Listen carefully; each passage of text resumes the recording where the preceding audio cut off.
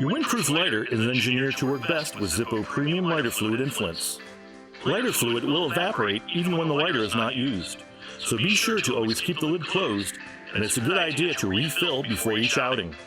Take caution to do the following away from any source of fire or flame. To fill your lighter, remove the inside unit from the case. Turn it over and lift the felt pad to reveal the packing material in the fuel chamber. Use an unfolded paperclip or small tool if the pad is too hard to lift. Slowly saturate the packing material with lighter fluid. Stop filling when the fluid reaches the top of the packing or begins to change color. Do not overfill. If overfilled, the lighter will leak fuel.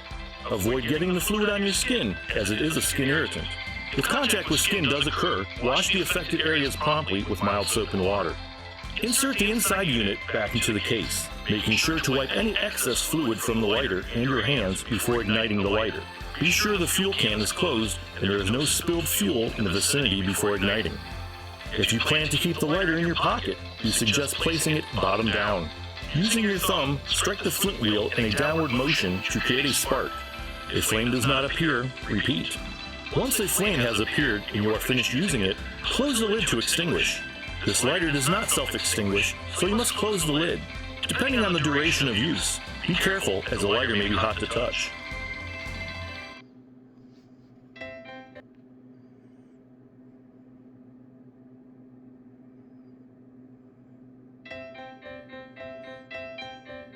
Initially, a new wick is white.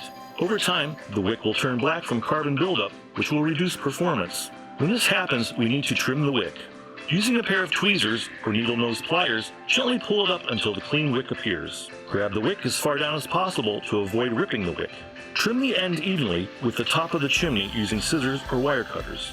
This should be performed once or twice a year. Each wick is almost 4 inches in length, so after 2 to 3 trimmings, you'll need to replace the wick. The wick should be changed if the lighter does not light properly, or if the ignition process has to be repeated multiple times.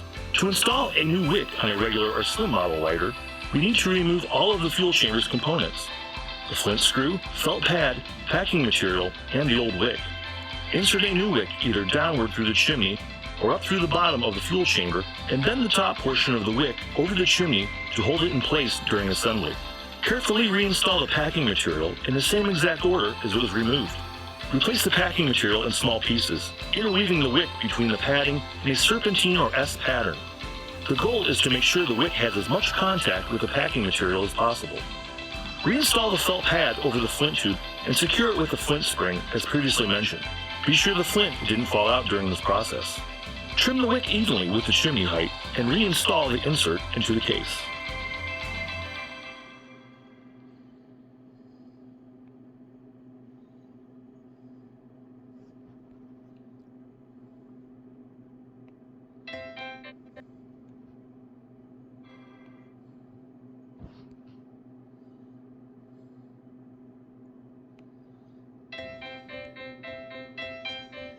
Flints are something that needs to be replaced, approximately every few weeks for an average user. To replace the flint, we need to remove it from the flint tube. First, remove the inside unit from the case. Using a small screwdriver or a coin, slowly remove the spring. The spring has tension, so be sure the spring doesn't fly away. Remove the remaining piece of flint by gently tapping the inside unit on a hard surface. Remove any stubborn flint slivers or residue with an unfolded paperclip. Insert a new flint into the brass-colored flint tube. Be sure not to confuse the brass tip on the end of the flint spring. Even though it looks like a flint, it is not a flint. Replace the flint spring and turn clockwise until tight. Be sure the screw is tightened so the lid can fully close. A tight seal will help delay the lighter fluid's evaporation.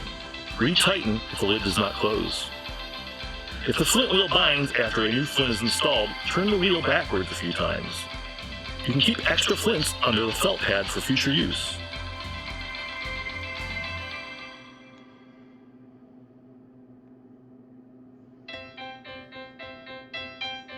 What began as a quality control tool for Zippo founder George G. Blaisdell has become a collector's dream. To identify a potential pattern in any run of lighters returned for repair, the bottom of every Zippo lighter was encoded with a series of markings. Since the 1950s, those markings provide a way to accurately date most Zippo lighters. The date codes have since become an invaluable tool for Zippo collectors worldwide. The current date code system uses a letter and 2-digit number to identify the month and year of manufacture. Letters A through L represent the month. A for January, B for February, etc. And 2 digits correspond to the year it was made, 14 for 2014. Simply look at the bottom stamp to find your lighter's date code.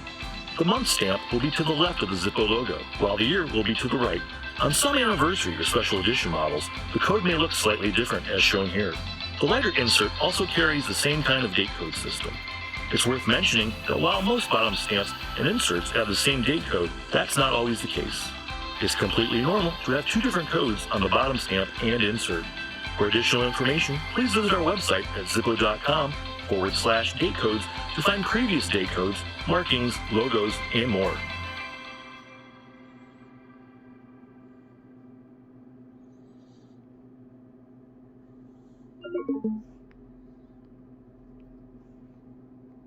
So yeah, that's everything I learned from Zippo and everything I'm going to keep on my phone. So hopefully you guys like, comment, share, subscribe, and hit the bell icon so you get notified when I upload, live stream, make YouTube shorts, and post things to me. Bye guys, peace, I'm out.